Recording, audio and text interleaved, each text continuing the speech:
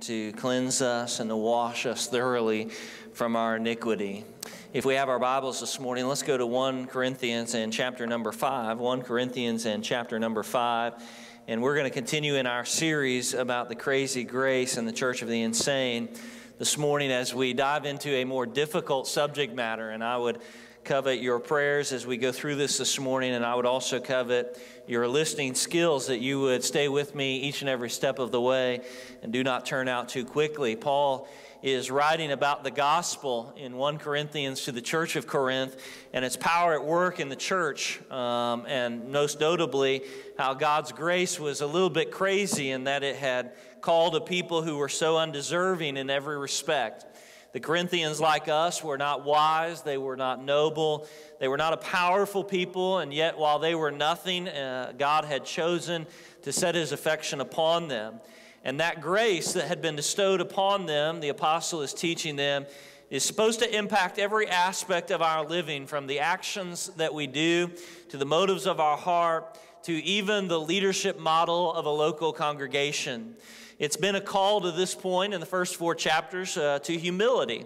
Really, from start to finish, it's all been about getting rid of pride and how pride doesn't have any stance in the face of the gospel. When you look at the sacrifice of Jesus on our behalf, there's no room for arrogance or pride, but humility must reign. In some ways, that's going to come back again this morning, and yet what we're going to really see is, for the first time, just really how insane the church of Corinth was. We've hinted multiple times along the process at how the church was insane and how they were doing just some crazy things in response to the gospel.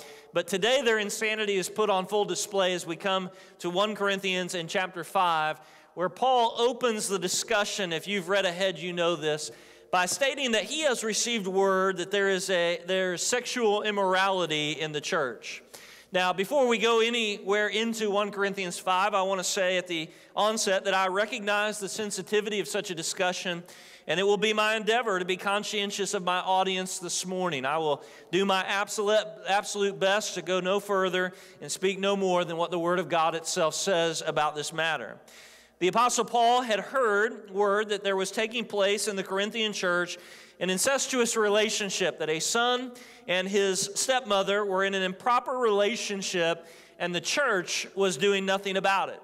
In fact, the verb tense that he uses to describe this relationship is actually describing it not in a singular act, but in a continuous activity on the part of a believer that is refusing to take counsel, advice, and to seek repentance on the part of the church. In other words, this son had not made a momentary lapse of judgment or made a singular mistake, but rather he was openly, unashamedly, and continuously in this act with his stepmother, and the church was doing nothing about it.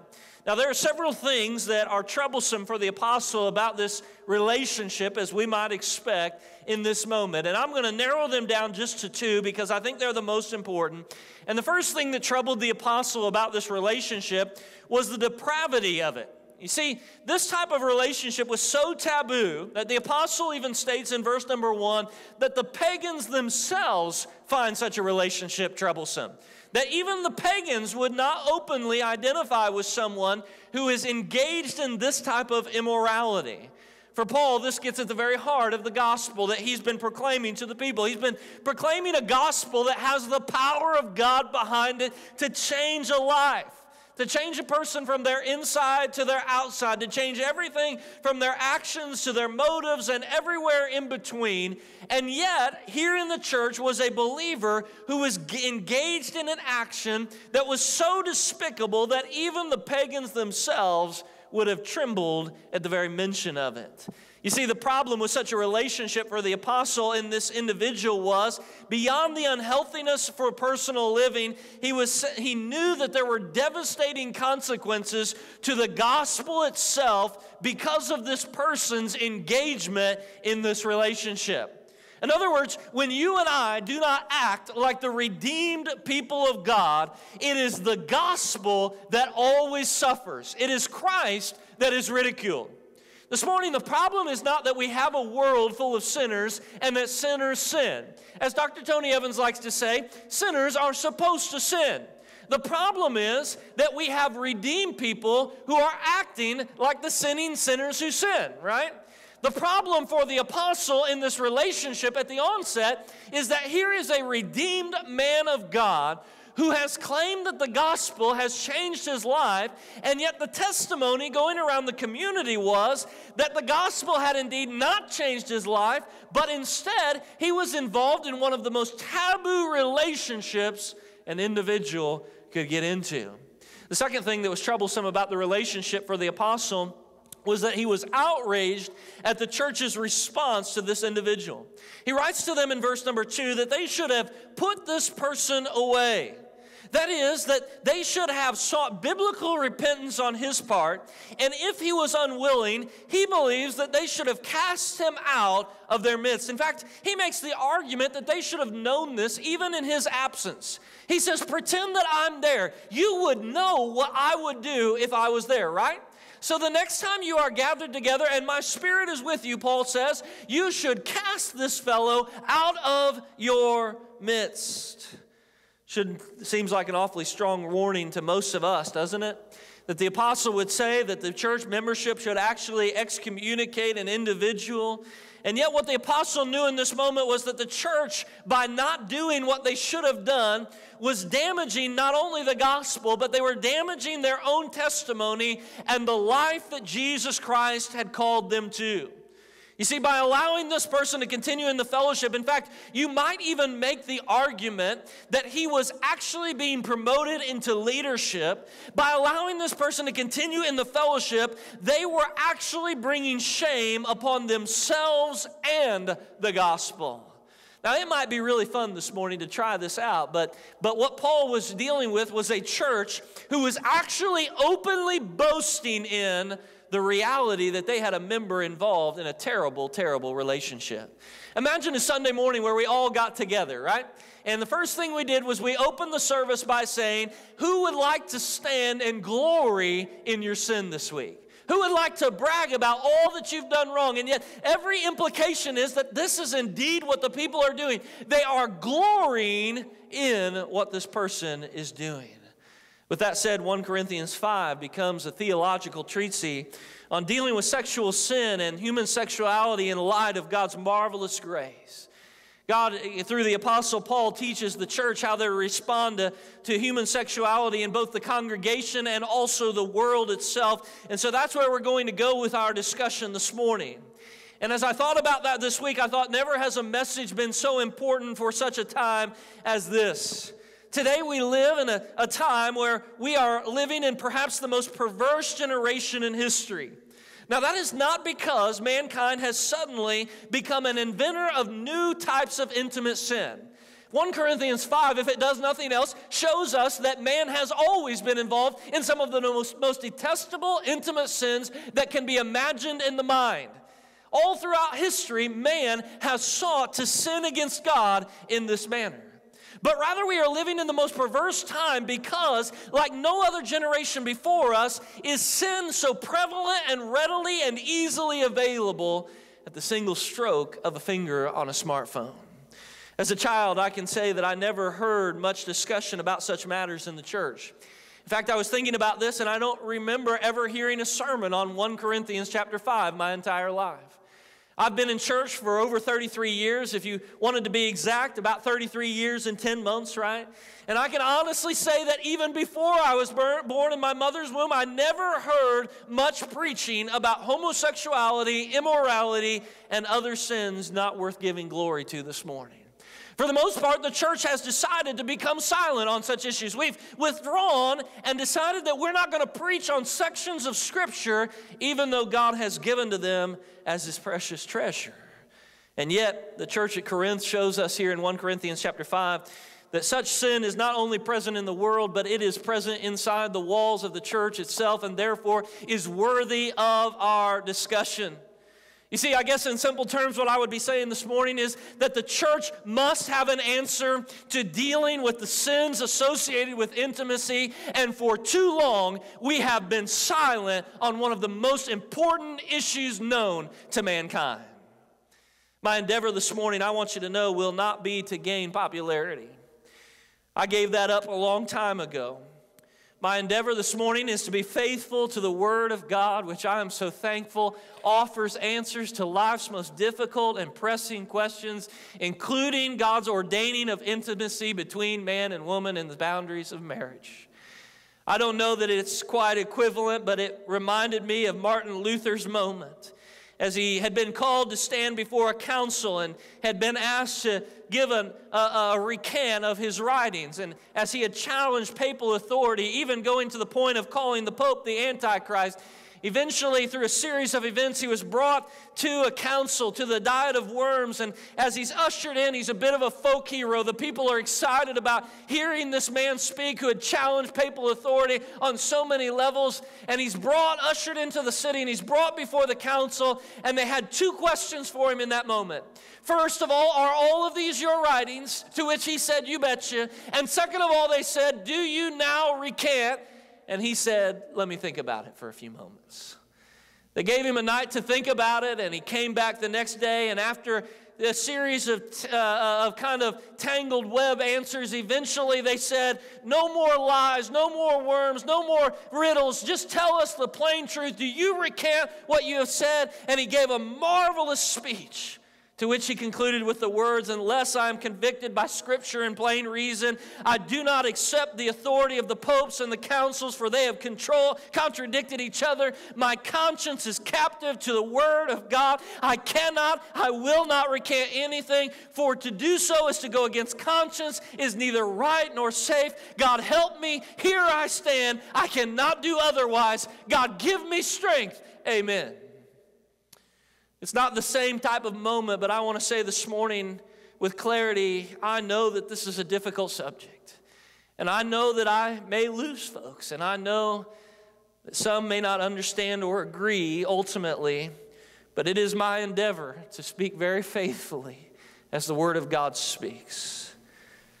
I want to begin by saying that when Paul uses the term sexual immorality in verse number 1, before you exclude yourself because you may not be involved in such a relationship as is in the discussion, he uses the term often to speak of more than a singular sin.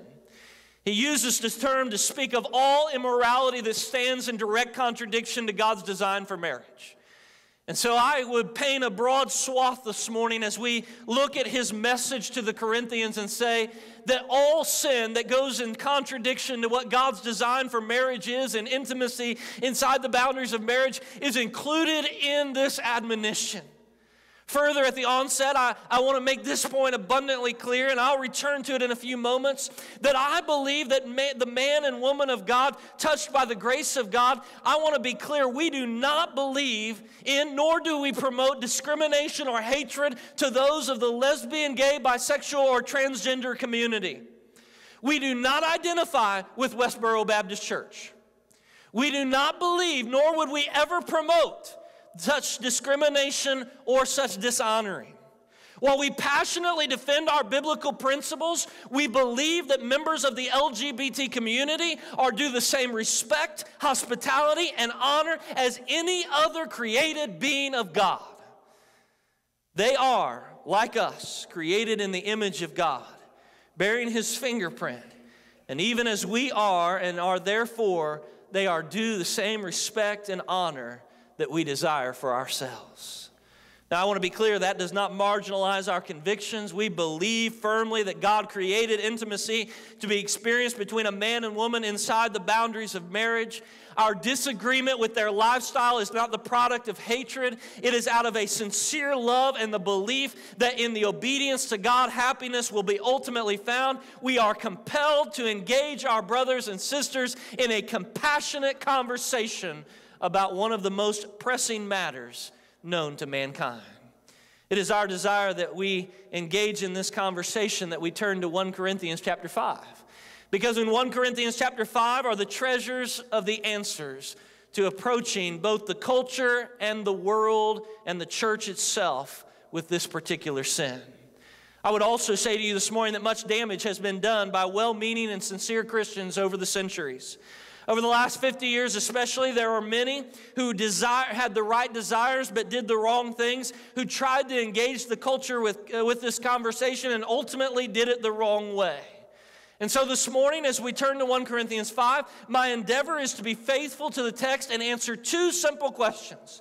The first question is this: how is the Christian supposed to respond to sexual immorality in the world, the lost, those who are not redeemed by the precious blood of Christ? And secondly, how does the Christian deal with immorality in the church? How do we deal with it with other brothers and sisters in Christ? And I'm thankful that both answers to those questions are found here in 1 Corinthians chapter 5. I want to spend a few moments with the second question first this morning, because I believe it is important to always begin in the household of God when dealing with sin. It's always better to preach on your own sin before you preach on somebody else's. And so let's answer the second question: how does the Christian deal with sexual immorality in the church? And in order to answer that, we must first come to terms with the reality that this particular sin is not merely a cultural problem, it is a church problem in 2016. By that I mean several things. First of all, today, like no other day before us, churches are very divided over defining what immorality is. Some denominations have openly endorsed certain forms of immorality, even to the point of ordaining clergy and putting them in those specific roles of leadership. Other churches have decided to be a little more coy, and they choose to walk a middle ground, and therefore they never speak about the activity at all. They don't speak to denounce it, nor do they speak to encourage it. They just try to take a middle ground and never talk about it at all. Still others, like Cornerstone Baptist Church, as long as I'm the pastor, which may be another 35 minutes, have chosen to stand on the authority of God's word and condemn any form of intimacy outside the bounds of marriage as sin. After you look at that, it is no wonder that a lost and dying world is confused. The evangelical community cannot even come to terms with itself about what is, in fact, really sin. It's no wonder that a dying world around us does not understand, because there is so much duplicity that exists in the church. Not only that, but additionally, the church has silently endorsed such immorality on many occasions by refusing to deal with it as the Bible would require.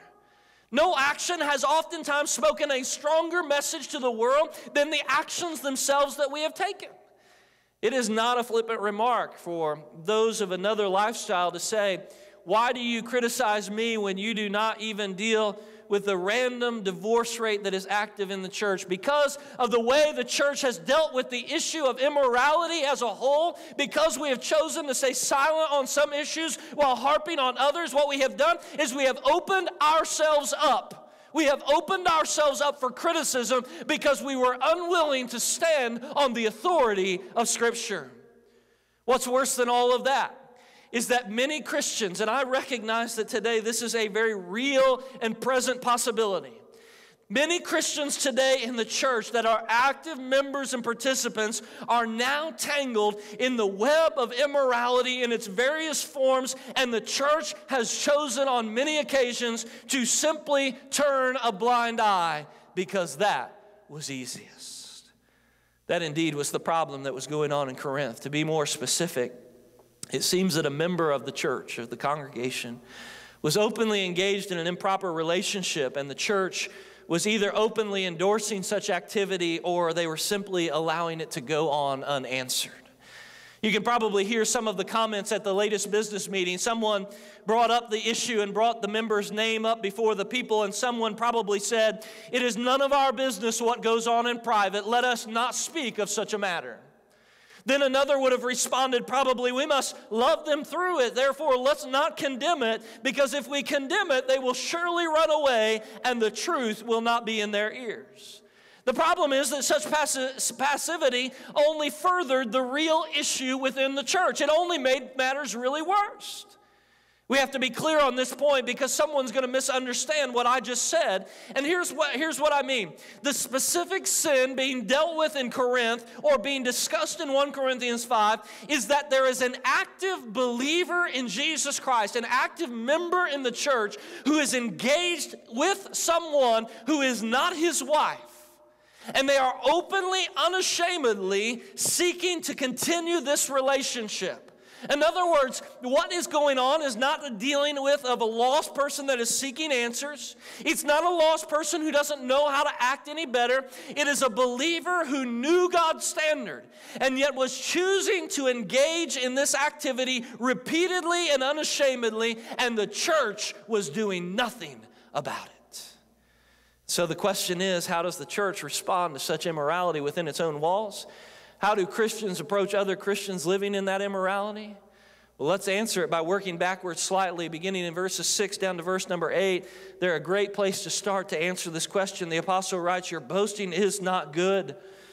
Do you not know that a little leaven leavens the whole lump? Cleanse out," he says, "the old leaven, that you may be a new lump as you really are unleavened.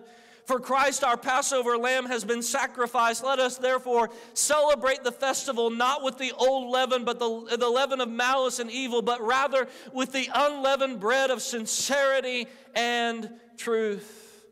First, the apostle is concerned with the purity of the church.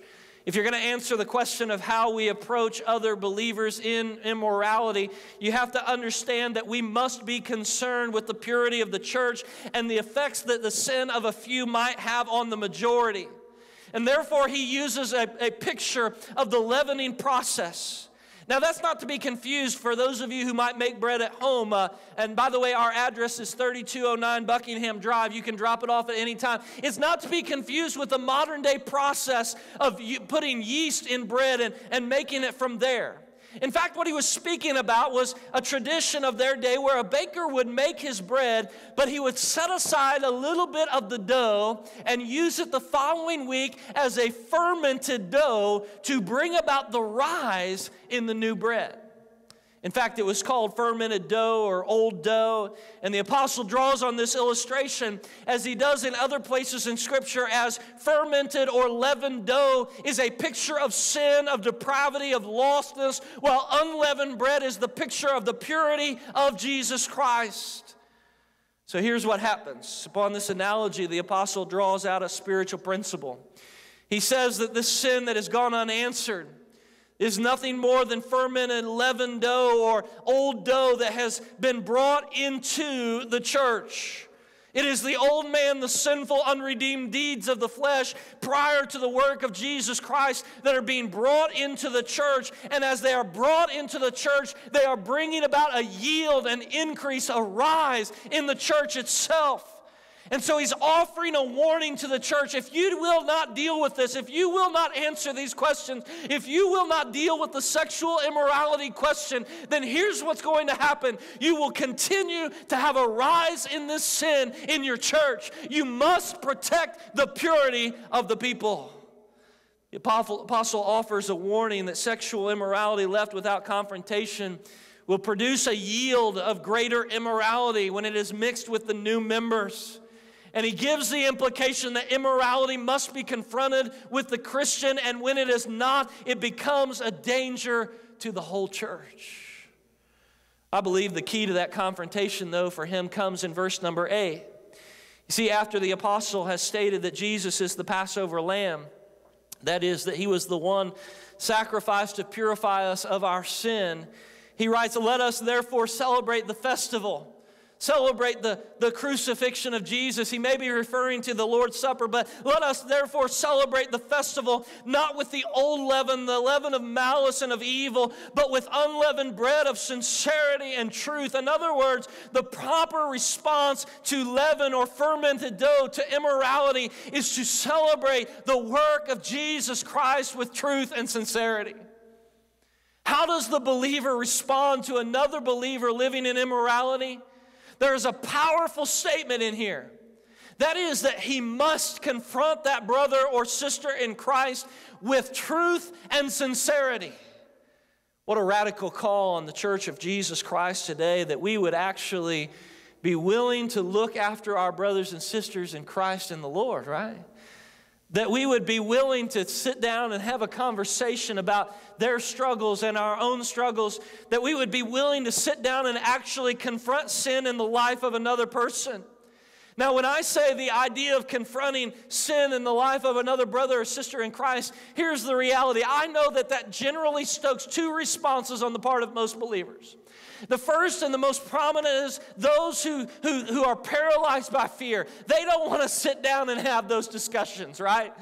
They don't want to sit down in a room and actually say, hey man, I know what was going on. I know what's happening, and you've got to stop that right now. I'm begging you, by the grace of God in Christ Jesus, you've got to ask for forgiveness and be done with that. That's one response. Those who are scared to death and they refuse to even try it. Then there's the second response, which could be worse. It's the Clint Eastwood of spiritual defenders, right? They walk into the room and they say, go ahead, make my day. Right? They lord over the individual. They want them to know that they have some spiritual supremacy, and they are just here to call out their sin with their 6-shooting Bible, right? But neither, according to Paul here in 1 Corinthians 5, is the appropriate response to any sin, let alone this specific sin. Indeed, the proper response is first born out of sincerity. That is, that it is given without guile or deceit. The one who seeks to confront this sin, seeks to confront his brother or sister in Christ, must do so out of a proper motive. That is, that they must do so because they love their brother or sister and they desire for restoration. And then he says, secondly, with that they must approach them in truth. I was reminded of what Jesus prayed for his followers in the Garden of Gethsemane in the high priestly prayer in John chapter 17 when he said, Father, sanctify them in truth. And listen to this, thy word is truth. The apostle was commissioning these people to responding to confronting to sin, to confronting immorality in their fellow brothers and sisters in Christ by first doing it out of the proper motive, out of love for them, and secondly, doing it from a biblical approach. Do it in truth.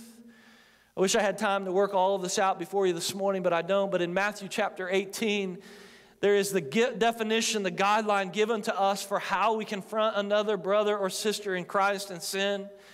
And let me summarize it by saying this. First of all, we are called to go to our brother or sister alone in private. This is the step that is most often skipped, right? We go to somebody else and we talk about their sin. We go home and talk to our spouse about their sin. We never or very rarely actually sit down with the individual whom we believe is sin and actually sit down and discuss it with them. And yet Jesus says this is the proper response. If you have something with your brother, you go to them alone and have a discussion about it. Suppose that they don't respond to that. Suppose that they don't repent. Well, then the second thing is to bring another party along, one or two people, to examine all of the evidence and to examine the purposes. And when those 2 or 3 are gathered together, then they confront that individual and they are given the opportunity of repentance. Suppose they still refuse, then Jesus says they are to be brought before the assembly of the church. And at such time, they are given the opportunity to either seek counsel or to refuse one more time. And if they continue to refuse, to reject biblical repentance, then they are to be cast out from your midst.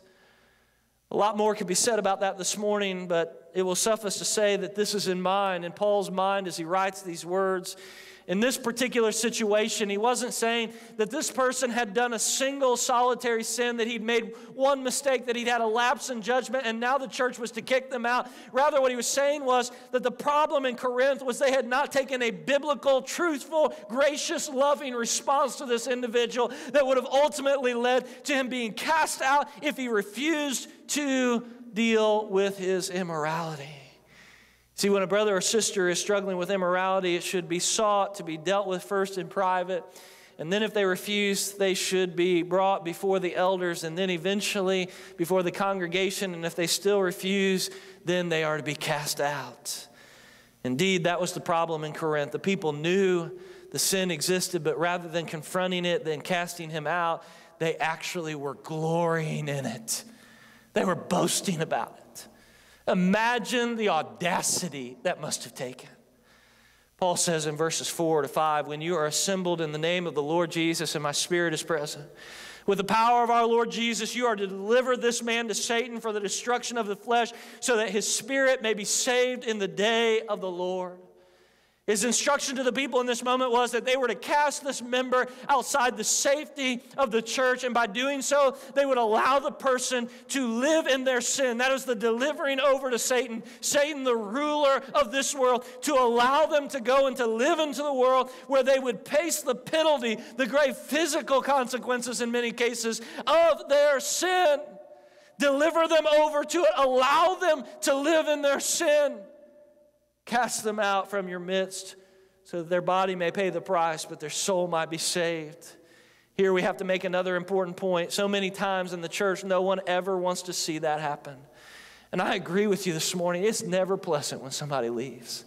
In fact, if I was to be honest with you, I would tell you that I always take it personal. I always wonder what I did wrong and what I could have done better, even though I know that it has nothing to do with me at all. It's never pleasant to see somebody go. And so because of that, the church is oftentimes unwilling to actually deal with sin in a biblical way. We do not think it is loving to cast a member outside the church. But here's the point. Paul knew that there was a twofold purpose in casting the member out. First of all, he knew that it would give the immoral person an opportunity to think deeply about his sin and the consequences of it, with the hope that a radical action on the part of the church would lead them to repentance. And second of all, that if that didn't work, it would at least protect the integrity and the testimony of the church.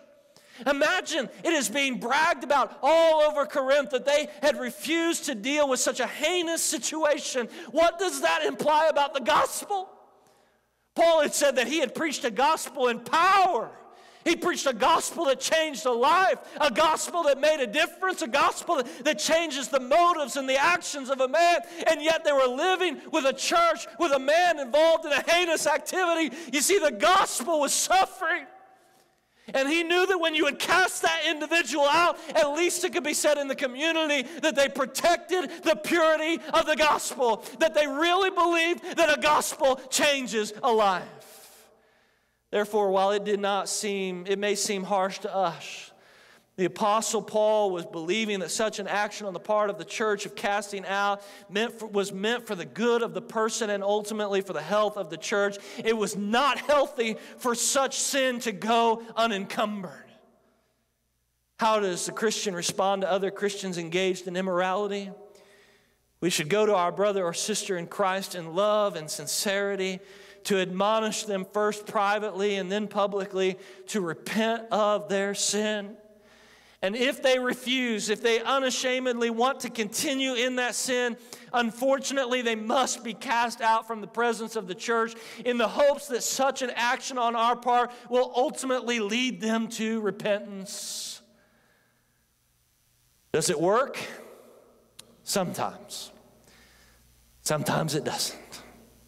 I confess to you this morning that in some cases there will be those who are confronted with their sin and cast out from their friends, cast out from the protection of the gospel in the church, cast out on their own, and they will come to terms with their self and their sin, and they'll seek repentance and restoration.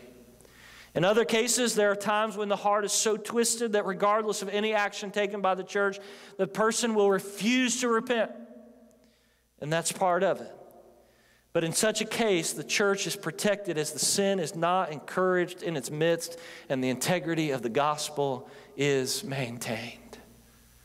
How does the church respond to sexual immorality within its walls? How does a Christian approach another brother or sister in Christ? Well, we do it in sincerity and love, but we confront them with the truth and the gospel of Jesus. Second question, which was really our first: how does the church engage the non-believer with the issue of sexual immorality? And here is where we have all too often lost the battle. To be honest with you, I think that most of you agree with me on the first part. Even if you would find it difficult to deal with it, I think most of you agree with me on it. And I think that you would support me and cheer me on in that. But here is the part of the message that I am most worried about this morning.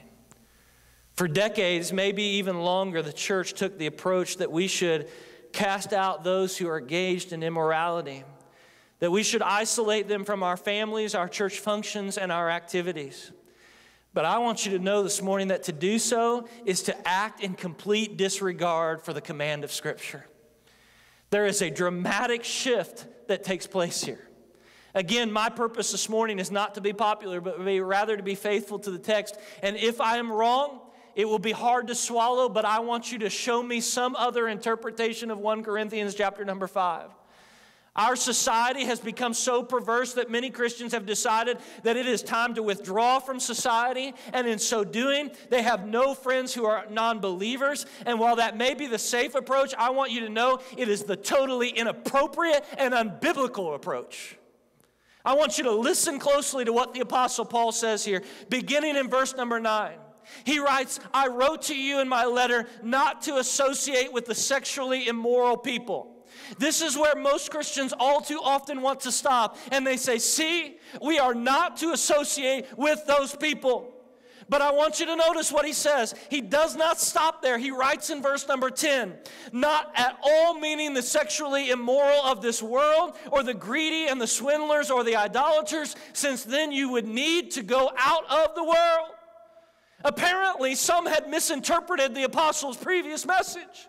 They thought that isolation was the proper approach to a world in chaos and sin. But the apostle makes it clear in this moment that that is exactly the opposite of the gospel. To withdraw, to isolate, to run away from those of a different lifestyle is exactly the opposite of what the gospel calls us to. You see, the gospel is not that Jesus came into a world full of saints and he won them to his cause. The gospel is that the Son of God came into a world of sin and he sought and saved that which was lost. Jesus would say that the well, it was not the well that were in need of the physician, but rather it was the sick. Beloved, to remove ourselves from the immoral, from the perverse, from the greedy, and from the sinners of the world is to remove ourselves from the work of the gospel completely.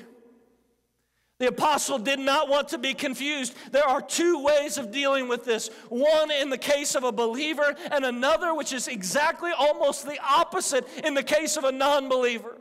If it's not clear enough, he writes in verse number 11 that his instruction to them had nothing to do with the immoral that was of the non-believers, but rather it had everything to do with the immoral activity of the believers there in the church who openly practiced this immorality against the command of God. He writes, I am writing to you not to associate with anyone who bears the name, listen, underline it, of brother.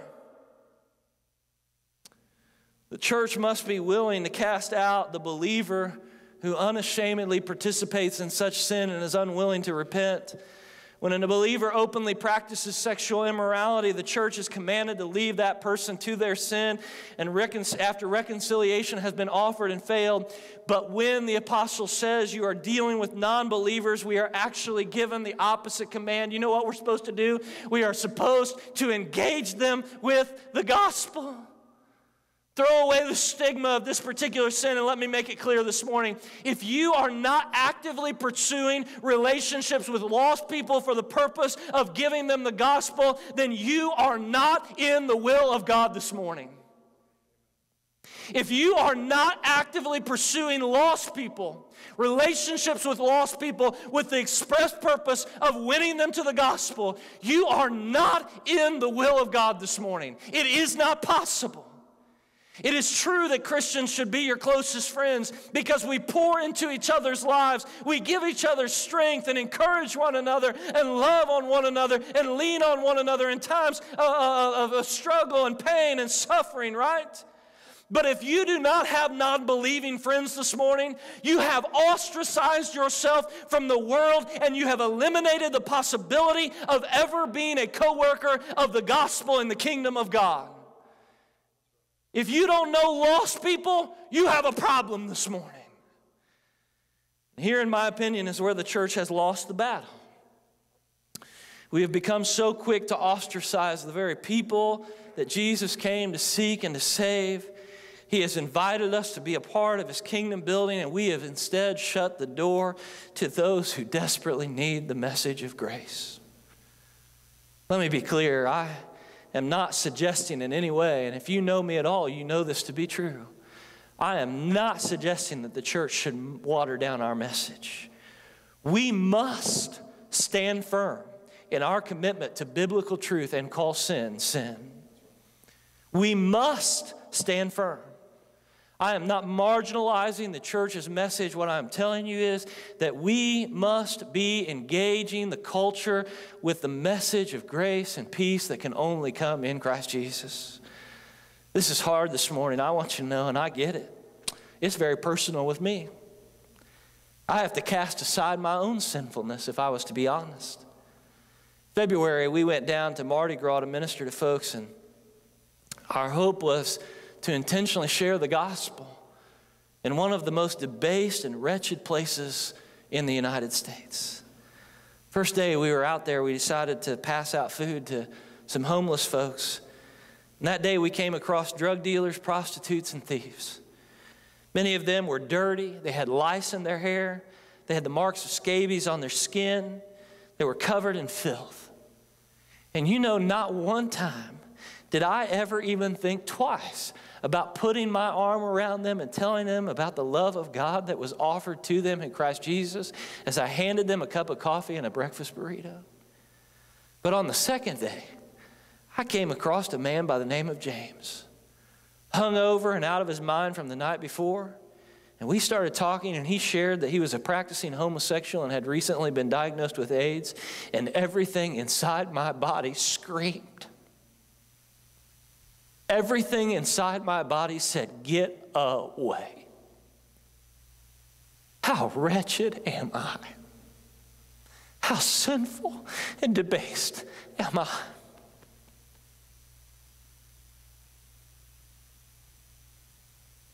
But grace was not offered to me alone this morning. I do not get to pick who gets in and who doesn't.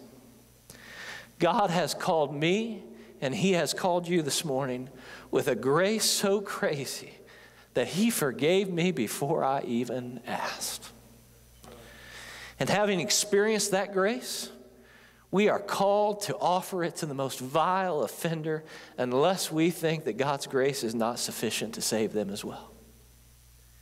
The gospel is not become righteous and come to Jesus. The gospel is come to Jesus in your unrighteousness, in your unrighteous estate, and become righteous through His sacrifice. Church, we must not run away from those who need the gospel. We must run to them with the message of grace that pursues them no matter how vile their offense. There it is in two parts, the proper response of the Christian grace and human sexuality. When a believer is not repentant, when he unashamedly is involved in immorality, when he refuses the counsel of the church and the elders and other believers, when he refuses to repent, though he is confronted with his sin, he must be cast out from their midst to protect both the integrity of the church and the gospel itself. However, in the second case, when we deal with non-believers, you see, the people of grace are actually commanded to engage the lost with the gospel even if we are not comfortable with their lifestyle. Let me conclude this morning with a simple warning. We are losing this battle of sexuality being played out in our culture. And we will lose if the people of grace decide to continue to withdraw and isolate themselves from the discussion. I understand that the present climate forces believers to consider things that they have to withdraw from, things that they cannot be a part of. I understand that we need to protect our children. I am beginning to understand with every passing year in my own child's life that the stakes are very, very high, and that every parent has to consider the convictions and balance the challenges facing the most innocent of our society in our children. I am not asking you to do something against your conviction, but I am begging you this morning, I am imploring you upon the authority of the Word of God, do not isolate. If you aren't engaging lost friends and acquaintances, you cannot be in the will of God. His will for you is to make disciples, and the first part of making a disciple in the nations is winning someone to Christ, bringing them to a point where they will first place their faith in Jesus Christ in the first place. If you are not engaging lost people, you cannot be in the will of God. Jesus is our example in this. He found people exactly where they were, and he met their need with a message of hope that the light of the world had come into the world to bring about salvation. His message was, Jesus saves, Jesus saves. He came and found men and women where they sat in their sin, and he gave to them a great message, the greatest message known to mankind, that indeed there was hope as the light of the world had come into the darkness to extinguish the darkness. As the light withdraws from the darkness, as we withdraw from our society, the darkness prevails. I would also be amiss this morning if I did not offer hope to someone within the sound of my voice that was struggling with sin. I want you to know there's a great stigma attached with this particular type of sin that we're discussing this morning, and I get it. I get it. It's embarrassing. It's difficult. It's hard to have a conversation about. But I want you to know this morning that you are no different than me. You are no different than the person sitting next to you. Every sin is equal in the sight of God. You are no worse nor better than the most vile offender or the best saint sitting next to you. Sin bruises the soul, and sexual sin especially brings with it great weight of shame and depression that can oftentimes be paralyzing and bring you to a point of depression. And I want to be clear this morning. Jesus bought and paid for all your sin on the cross of Calvary this morning. There is no vile offense so great that the grace of God is found to be insufficient in this place. There is no sin so heinous that the grace of God is insufficient to cover. Through repentance and confession this morning, the grace of God can and will be imparted in such a way that the stain of crimson is washed white and the filth made beautiful in the cross of Jesus Christ. Through repentance and confession this morning, you can have peace. How does the Christian respond in grace to the problem of human sexuality in our world? First, to the believer, he confronts, he asks for repentance, he seeks it in a biblical way, and if no repentance is found, eventually, after the proper steps have been taken, he must give him over to his sin and release him from the membership. To the lost, we run to them, we embrace them, we hug them, we put our arms around them, and we bring to them the only message that is hope. Stand with me reverently and let's pray. Father, thank you for the day and for the opportunity.